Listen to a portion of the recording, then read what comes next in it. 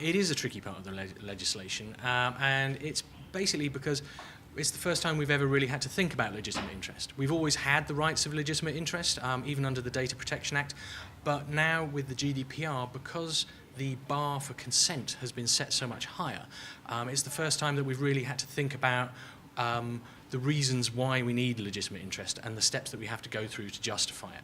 So there is now guidance published by the DPN, or the Data Protection Network, which anybody can get hold of, and that's a very good way of being able to judge whether or not the processing that you want to do could qualify as legitimate interest. But unfortunately, it's not just a yes or no thing. You do have to make that justification process.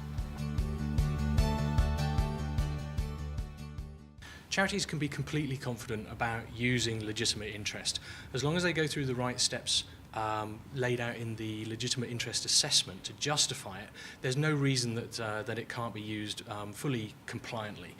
There are 6 legal grounds that anybody can use for processing data under the GDPR, and there isn't a hierarchy there. So consent is not legally better than legitimate interest. You know, you can use either, whatever's more appropriate to the use.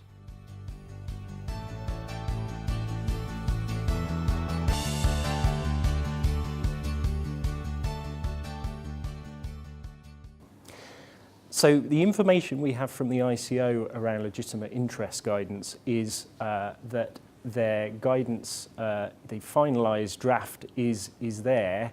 The issue is that needs to be checked with other countries across Europe and make sure that there's a consistent approach. So the ICO are also waiting on those other countries to come back. That's the reason why it's going to be, as we understand, the end of the year.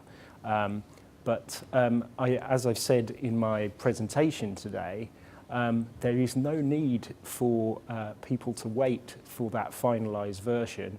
We have a draft copy there. We understand that the changes made won't be hugely substantial in the finalised version. So charities should really be getting on with it here and now and using the guidance that's already there to make sure they're ready for GDPR.